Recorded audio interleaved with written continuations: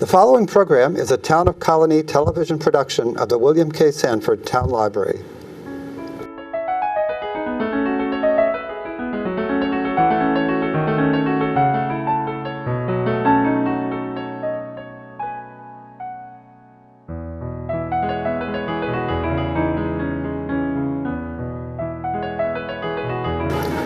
Well, welcome to Meet the Author. My name is Joe Nash. Today we're talking to Clifton Park resident Keith Willis. He's written a fantasy novel.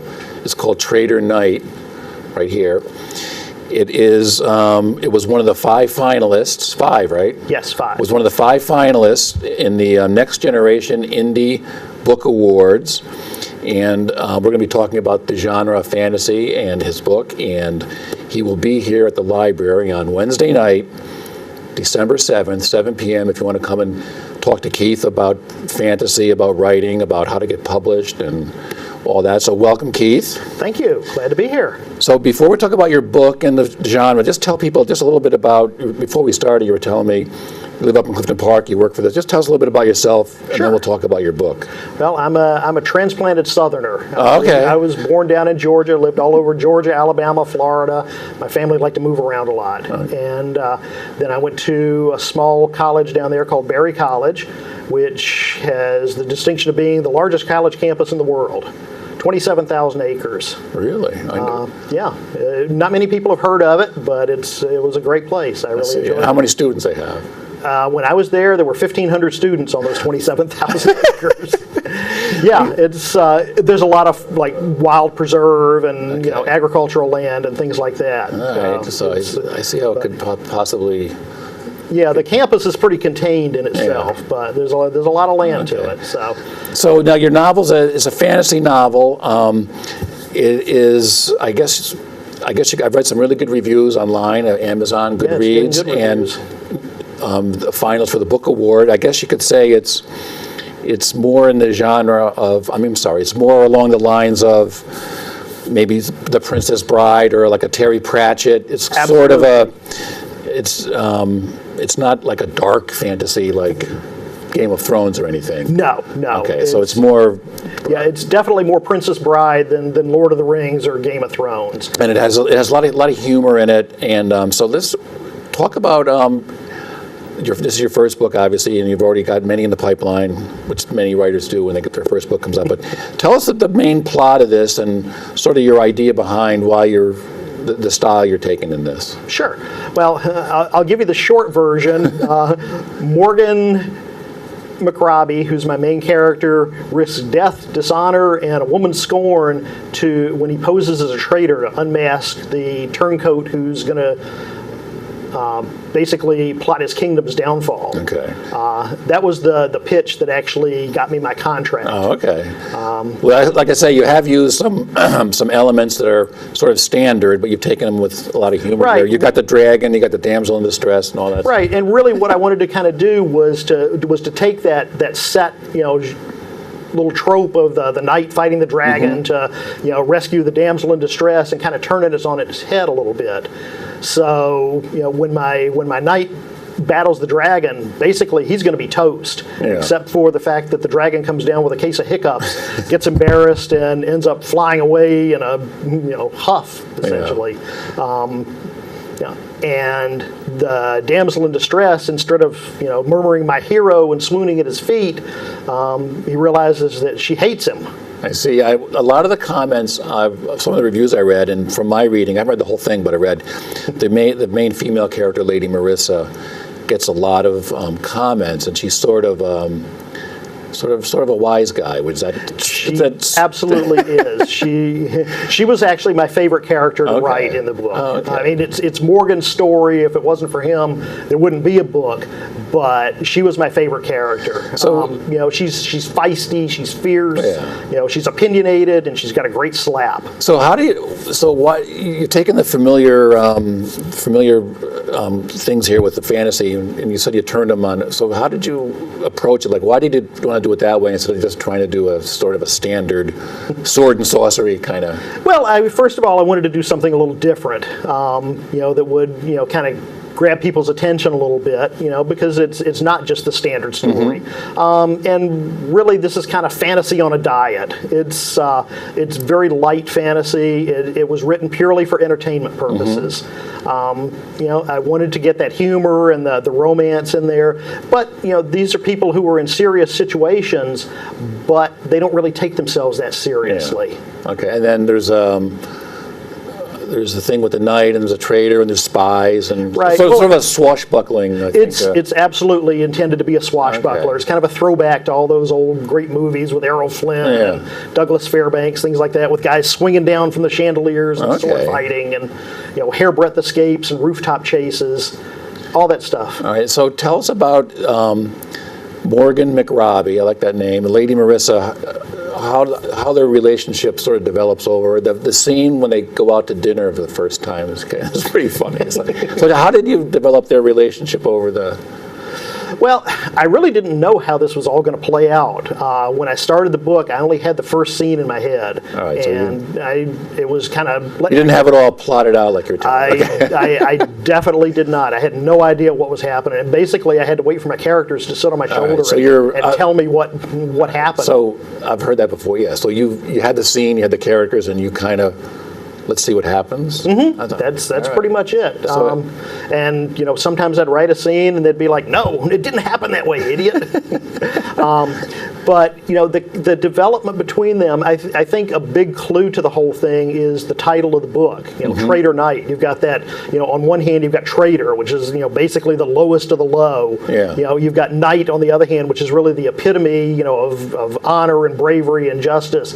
And the tension between those two is really what drives the story. Because Morgan is essentially posing as a traitor in order to unmask the real traitor on the King's Council. And he kind of takes on this assignment. It's a secret assignment. He can't tell anybody what he's doing. And he finds that everybody believes that he really is going to betray him. Yeah. So when he rescues Marissa, that's one of the reasons she can't stand him, is because she believes what everybody's been saying about him. And so there's that tension between the two. It's almost, a couple of people have said it's kind of Shakespearean in a way, with that mistaken identity and the star-crossed lovers, things like that. Well, he doesn't dress like a woman, though, does he? No. Sorry. So, but Morgan, he's not your typical, what you would just say, Sir Lancelot kind of type guy, is he? No, these are really just real people to me with real jobs. Yeah. I mean, he's the commander of the Legion, but he's as I said, he really doesn't take himself quite as seriously, I think, as a lot of fantasy characters do. He's not the chosen one. Yeah. He's just a guy doing his job. And I think that the light touch, I think, works. So when I was saying a minute ago, a lot of fantasy is like dark, Games of Thrones dark, and serious. But again, you've gone the opposite way. Any particular reason, or did you? There is a reason, and that's primarily because I wanted to write something that I would like to read, and I don't like really dark stuff. Yeah. Or if there is, a dark aspect of it. Jim Butcher is a great example with his Harry Dresden stories. Yeah. I don't know if you've read those. No. It's urban fantasy. They're pretty dark and grim. And there's a lot of violence in there. There's quite a bit of violence in there, but there's a tone of humor in there too. Yeah, Harry doesn't take himself quite as seriously as and you get that little bit of a light touch that that offsets the darkness a little bit. And now with me, I really wanted to just go with that entertaining, light, something somebody can read on a rainy Sunday afternoon and come away with a smile at the end of it. Yeah. Well, I mean, The Princess Bride, of course, is a everyone remembers the movie, but it's a beloved book also. Absolutely, and, it's a great book. And I read the book before I ever saw the movie. So to be sort of favorably compared to that's a pretty good compliment. That was my intent. I mean, that was when I wrote the book. It was to try to be in that vein, that little irreverent type of thing. So can you see yourself though in the future if you write more fantasy, going down the dark path? I hope not. Okay, so that's. Yeah, the second book in the series isn't quite as humorous, I don't think. So you've already written the sequel. I have. I submitted the sequel to my publisher last month, in fact. Okay. My editor's been bugging me for it. Like, when am I going to see this? So what has been what has been the response to your book? I mean, I've mentioned some really good reviews you got in the final 5 for the Next Generation Indie Book Award. What have you heard from readers? Everybody that I've talked to who has read it has really enjoyed the book. I mean, a couple of people have said they were a little surprised because they were expecting something a little darker. You know, and just because of the title and the cover, I think makes it a little bit, you know, looks a little more ominous. You know, and that's in there to a degree, but I think it's so lightened by the humorous aspect and the romance aspects of it. It's a very. Yeah, I'm gonna say I didn't get. I mean, I got up to page like 70 or 80. It's very engaging. It's humorous. I mean, people like the characters, I think, and that's, you know, this really isn't a book that's about the fantasy as much as it's about the people who just happen to live in a world where there are dragons, although nobody's seen one in 300 years until the opening pages of the book, and where magic does happen to work. But, you know, unlike something like Harry Potter, where the magic aspect of it is the whole, you know, pretty much of the book. Yeah, I mean, I got up to parts. There was really no magic yet. I mean, you said there was a little bit. Well, I mean, there was a flying dragon, of course. But. Right. You know, but you don't really go. You don't have. There really isn't a lot of magical or fantasy aspects to the book. It's set in that type of world. You're more interested in character. I am. Well, I think that's what really makes a good story. Okay. Yes, I would agree. So why do you think you know, your book? I order a lot of books for the library. I try to keep up with what's going on in the publishing world as part of my job. You know, I try, but fantasy is unbelievably popular. It's exploding, not just in books, but in movies, TV, graphic comics, whatever you want to call them. Graphic novels. Yeah. Why do you think this genre is, at the moment, so popular? I mean, the last 10, 15 years, really coming on. I mean, it is, and it, you know, it's in cycles. You see things like, you know, Lord of the Rings that came out, you know, a long time ago, and that, you know, surfaces and resurfaces. We just had the Hobbit movies again. But I think really the popularity of it goes back to, you know, just that need to escape. I think right now a lot of people want to escape. That's right. And, you know, that fantasy is really a way to do that. You know, it transports you to a whole different world. Yes. You know, and then, I think that's a big aspect of it. And of course, like you have done, if you create engaging, fun, I don't say fun, but characters you might want to go along the ride with, kind of, as opposed to, you know, a more darker. Yeah, I mean, that dark stuff has its place, you know. I mean, that's, you know, there's an excitement to that. There's a, you know, desire to see what happens or who gets killed off next kind of thing with Game of Thrones, because, you know, whoever you like is going to get going to not be around for the next episode. All right, so that, I think you've summed up the book very well, and so we'll talk about a few other things. I'll just remind people, Wednesday night, December 7th, Keith will be here in the library to talk about all things fantasy and publishing with you. So the publishing world, it's harder and harder to get a book published. I know your head went down. Tell us your little journey. How long was it? Several years? Or? It was a long time. I started writing the book in 2008. I got the idea for it then, and finally said, okay, I've always wanted to write and publish a book. I'm really going to, make the effort to sit down and try to do this and get something done with it. It took me about a year and a half to actually write the book. Okay, this is 2008. Yes. All right, wow. It didn't actually get published until September of 2015, okay. So almost exactly 7 years. Wow. And I should say, you didn't go, this is not a self-published book, this is a small publisher in Canada, Alberta, Canada. So did you have to shop around for a publisher, or how's that work? Well, when I finished the book, I kind of looked at it and said, wow, this is pretty good. Yeah. I'm going to find me an agent. And so I started sending out query letters, which are the bane of writers everywhere, because they're hard to write. You know, you're condensing your book down into a couple of paragraphs. And, I started sending it out and immediately started getting rejections.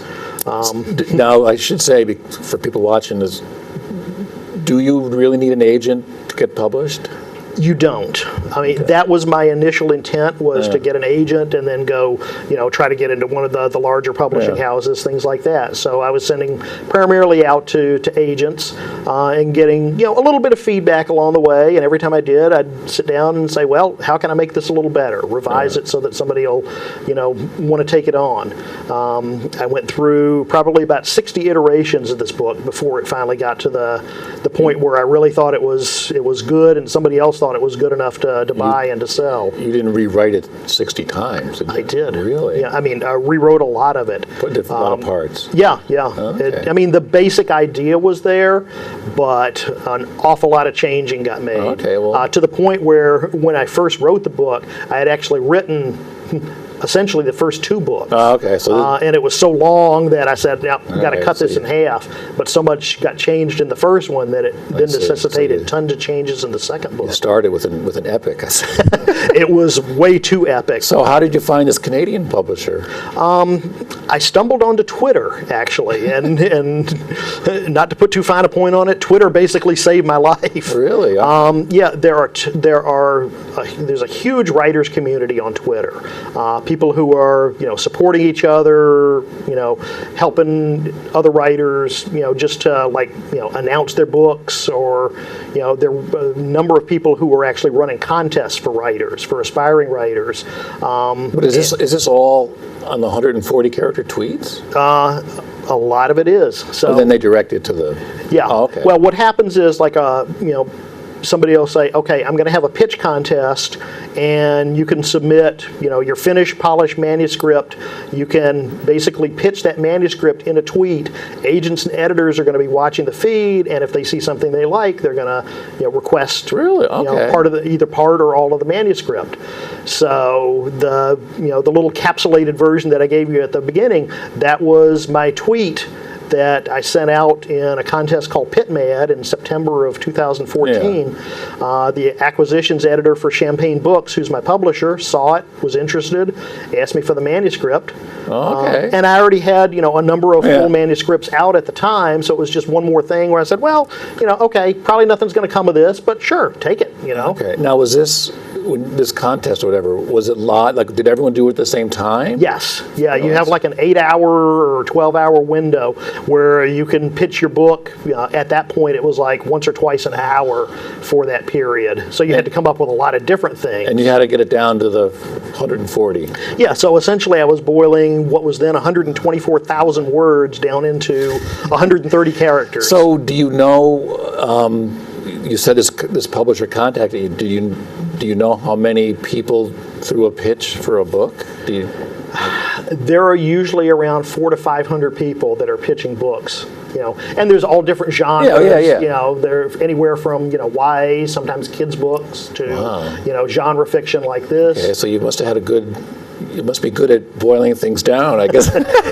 Twitter definitely teaches you brevity, clarity of thought. Now I know. And I didn't even think that the one that they picked up on was one of my better pitches for it, actually. All right. But it caught her interest, and they asked me for the manuscript, and then a month later they came back with an offer of contract. Now, in these days of publishing, you sent her the whole file, right? It wasn't.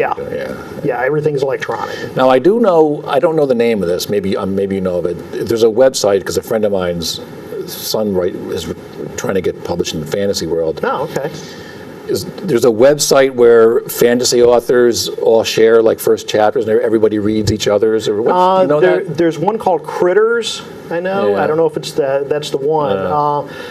There's a lot of sites out there where So there's a lot of authors helping authors. Absolutely. Oh, and because it's really not, don't feel like we're in competition with each other. Yeah. Everybody's trying to, do their own thing, and, if somebody else gets a book deal, I'm one of the first ones out there, cheering them on, and. So the whole community of. Absolutely, it's great. And I've gotten so much support from people along the way, and it's one of those things where when somebody else brings out a book, then I want to get a copy of that and do a review for them, as other people have been doing for mine. Oh, so excellent. what goes around comes around. That sounds like fun. Now, are there any fantasy? There's the genre. There's a lot of subgenres. There's all kinds of. Are there any really rules for the genre of fantasy? I mean, do you have to have a XYZ, or is it... You really don't. I mean, it's pretty much anything goes as long as it makes sense. Yeah. You know, if you come up with a system of magic, you know, you've got to be able to have rules for that you know, are going to, you know, that work. Okay. One of the reasons I did this in the way I did was, you know, people say, oh, is it historical fiction? And it's like, you know, or historical fantasy. And it's like, no, I just wanted to make everything up. You've made up your whole world. It's called... Kilborn. Kilborn, okay. Yeah, because, you know, somebody like... the lady who wrote Outlander, you know, she does so much research on, you know, the... Well, she's both fantasy and historical. Right, Yeah, exactly. yeah. And I didn't want to have to argue with people about, you know, oh, no, that wouldn't have happened in this time period, that type of thing. Yeah. My world, my rules. Oh, excellent. So that, so how do you... Your first book is published. You said you've already got a couple done. You've written a couple of mysteries, which none of these are published yet. Right. How do you... what's your sort of... How do you choose what to write? Like, how do you choose when I want to do a mystery or a... How do you get inspired, I'm trying to say? You know, inspiration is funny. It's everywhere. You know, I've got so many ideas for stories, I don't even know what to do with them all. Really? Yeah, it's, Okay. yeah, I mean, you know, and one of the things that I like to do is just sit down and jot down some notes of, you know, ideas that I get that I might want to work on later.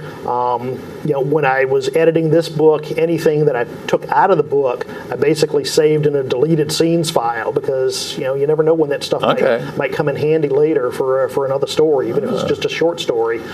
But I think, you know, I like to say I get my ideas at BJ's because you can get them in bulk, and if you got a receipt, they'll take back the ones that don't work. Do you prefer writing a mystery or a fantasy, or just you like the process of writing? I like to write, you know, and it's whatever story happens to hit me at the moment. Okay. With the, it was funny because with the mystery that I started, the only reason I started that was because of a little road sign that I saw when my wife and I were taking a vacation trip. There was a sign on the side of the road that said something like Sub Express. And I looked at that as I was driving and said, wow, you know, that's kind of lame. If I had a sandwich shop, I'd want to name it something a little classier than just Sub Express, you know. And then I started thinking, well, what name would I come up with? And a mile down the road, I had Subversive, because I've always wanted to have like a bookstore, and I thought, well, the sub part would be the sandwich shop, and the versive would be the literary part. And then all of a sudden I had these characters sitting on my shoulder telling me their story, 2 o'clock in the morning in the hotel. My wife's trying to sleep, and I'm sitting there writing down, you know, all these ideas. Oh, so it sounds like you get inspired everywhere. I do. You know, writers look at the world differently, I think, than a lot of people do. We try to notice stuff, you know, little conversations or road signs, things like that. Oh, you know, wow. it's just, you know, whatever happens to strike you. So what do you think, obviously we were talking before we started, you're widely read in many genres.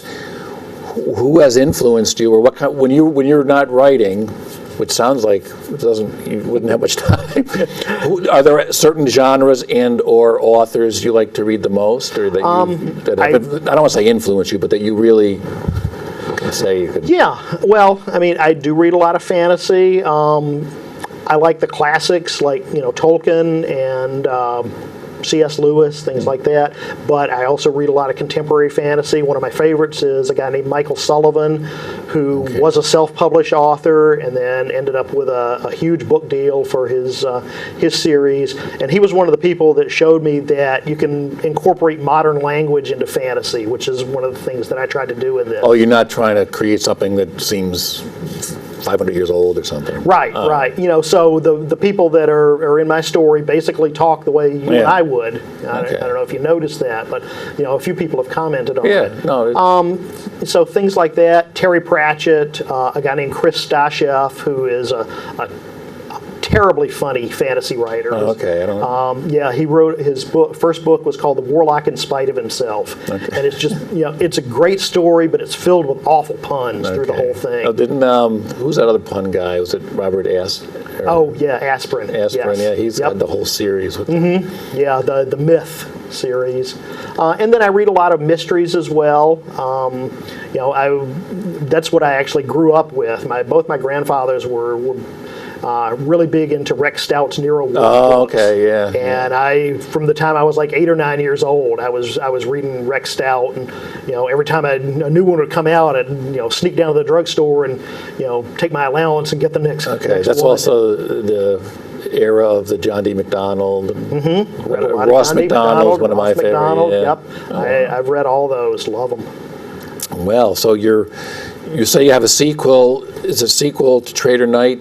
Is it It's called Desperate Knight. Desperate Knight? Oh, they're all going to have Knight in the title. Yes, I see the third one is going to be, at least tentatively, Bewitched Knight. Okay, and then when will that one be out? Or is it? I'm hoping it's in with my publisher right now. The publisher has to read it and then pass it off to an editor. I'm assuming they're going to take it. There's no guarantees in life, obviously, but they have first right of refusal on it, so they get it first. But I know my editor has really been excited about the idea of the second book. She can't wait to read it and start working on it with me. So I'm hoping maybe like first or second quarter of next year and so it'll be out.